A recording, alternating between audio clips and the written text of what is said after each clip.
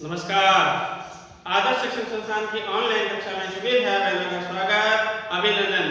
आज हम पढ़ने जा रहे हैं कक्षा 9वीं विषय सामाजिक विज्ञान और सामाजिक विज्ञान का भाग भूगोल।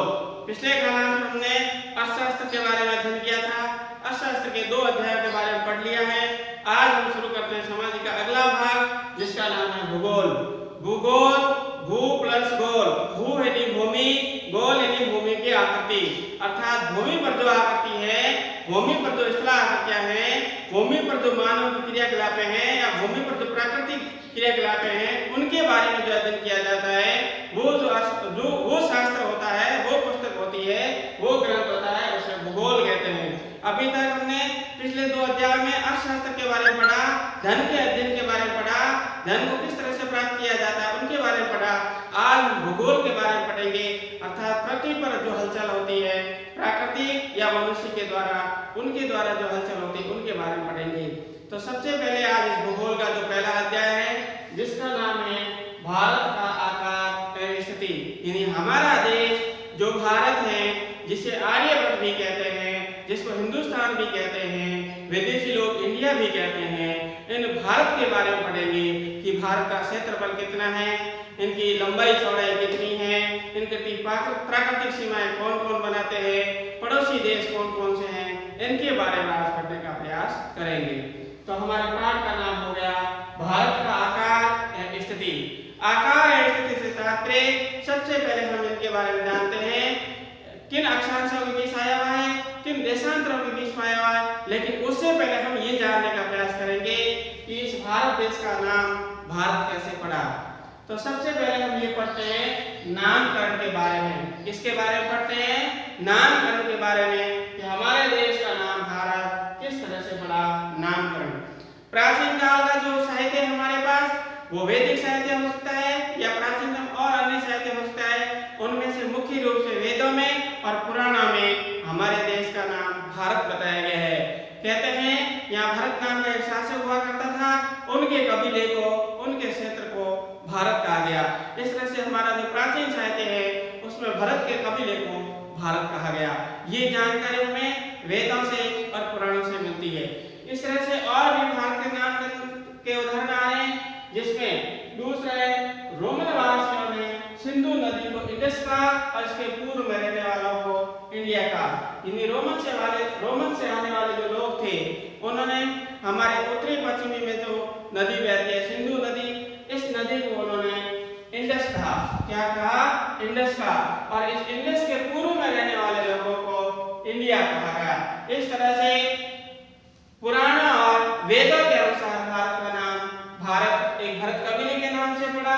इस तरह से भारत का नाम इंडिया ये पड़ा है रोमन वासियों के कारण। रोमन वासियों ने सिंधु नदी को इंडस कहा और इस इंडस के पूर्व में रहने वाले, अर्थात सिंधु नदी के पूर्व में रहने वालों को इन्होंने इंडिया कहा। तो भारत का नाम इंडिया रखने वाले लोग थे रोमन वासी। इसी तरह से और भी है, इसके नामकरण के कारण भारत को हिंदुस्तान भी कहते हैं। भारत को लंबे समय से हिंदुस्तान भी कहते हैं, क्योंकि यहाँ पर ईरानी और फारसी लोग आए थे। ये जो ईरानी और फारसी लोग आए, ये शहर को हा बोलते थे, इसलिए यहाँ पर जो इसके आवागमन के बीच में जो सिंधु नदी आई थी, इसको इन्होंने हिंदू नदी कहा। इस हिंदू नदी को हिंदू नदी कहा और इसके पूर्व में रहने वाले जो लोग थे उनके क्षेत्र को हिंदुस्तान कहा और उन लोगों को हिंदू कहा। इस तरह से ईरानी और फारसियों ने भारत को हिंदुस्तान कहा। तो नामकरण के अलग अलग तथ्य सामने आए कि पुराणों से साहित्य हैं वेद और पुराण। वेद और पुराण में तो भरत के कबीले को लेकर भारत कहा गया। फिर रोमन वासियों ने हमारे को इंडिया के नाम से जाना। इसी तरह से ईरानी और फारसियों ने भारत को हिंदुस्तान का। इस तरह से भारत को अलग अलग नामों से जाना जाता है। तो भारत को हिंदुस्तान भी कहते हैं, इंडिया भी कहते हैं, आर्यभट्ट भी कहते हैं। ये तो हुआ हमारा भारत का नामकरण। अगला जो बिंदु है हमारा आकार एवं स्थिति। हमारा जो भारत है, हम भारत के बारे में पढ़ते हैं तो भारत का मानचित्र लेते हैं, विश्व का मानचित्र लेते हैं या ग्लोब लेते हैं, उस पर पढ़ने का प्रयास करते हैं। मान लीजिए यह गोल आकृति में पृथ्वी है। इस पृथ्वी पर उत्तर से दक्षिण की ओर भी रेखाएं खींची हुई मिलेगी। इस ग्लोब पर और इस तरह से पूर्व से पश्चिम की ओर रेखाएं खींची हुई।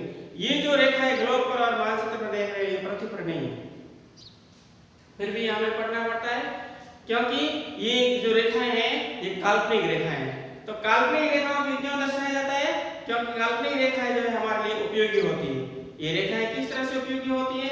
ये उत्तर से दक्षिण में आने वाली जो देशांत रेखाएं हैं इससे समय की जानकारी होती है, और जो पूर्व से पश्चिम की ओर जो अक्षांश रेखाएं इससे जलवायु की जानकारी होती है, स्थान की जानकारी होती है। तो इस तरह से पृथ्वी पर रेखाएं नहीं होते हुए भी काल्पनिक रेखाएं जिनको विश्व के मानचित्र में, भारत के मानचित्र में और ग्लोब पर दर्शाया जाता है।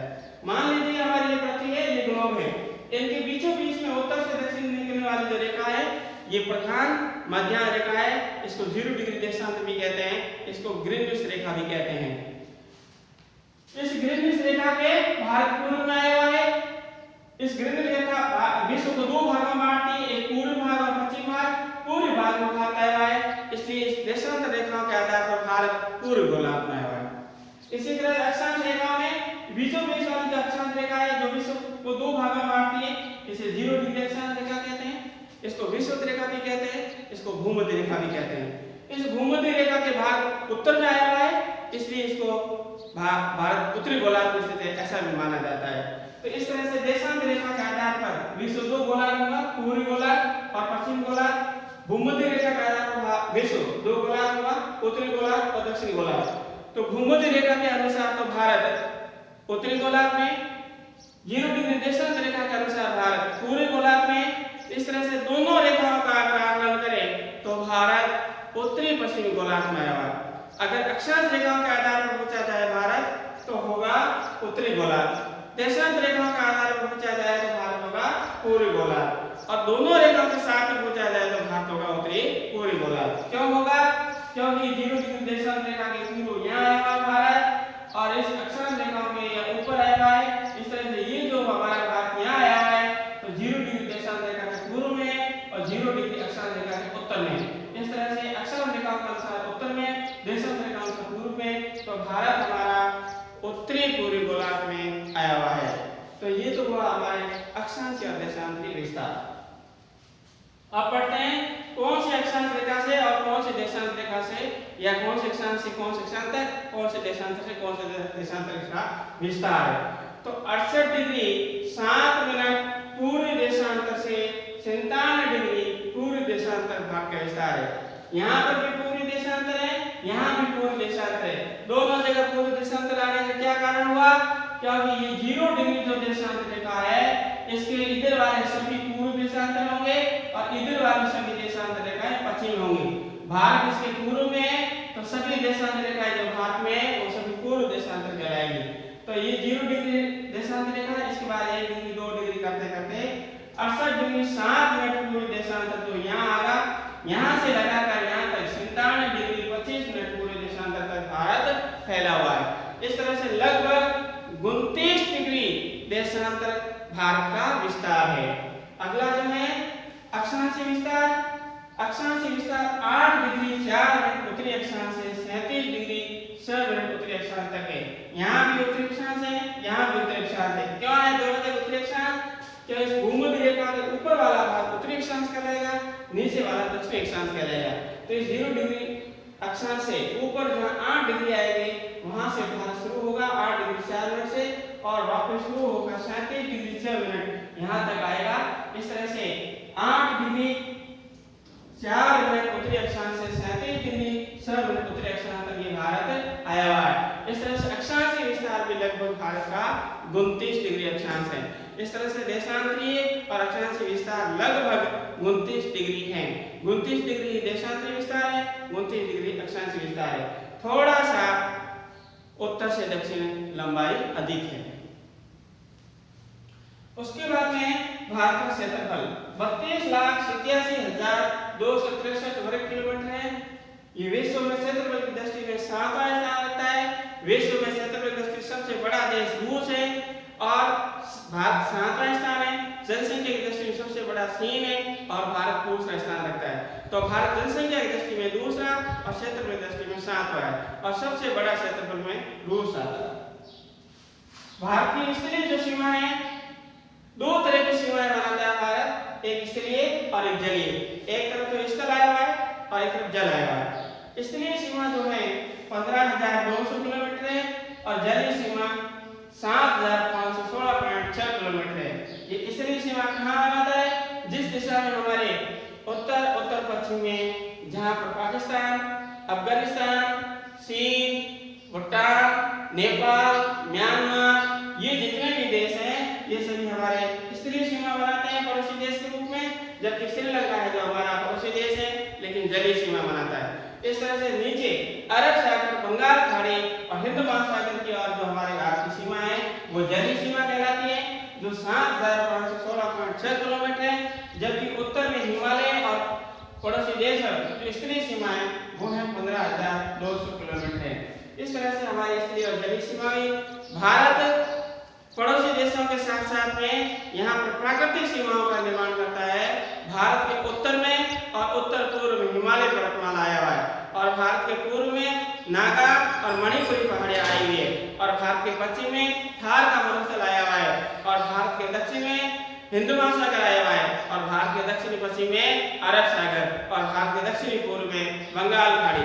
इस तरह से भारत चारों तरफ से प्राकृतिक सीमाओं से घिरा हुआ है।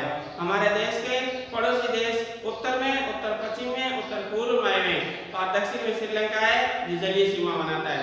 ये था हमारे भारत का आकार, विस्तार और स्थिति। इसके बाद अगला कालांश जो आएगा उसके बारे में और इसके बारे में विस्तृत रूप से पढ़ेंगे। तब तक के लिए धन्यवाद, नमस्कार।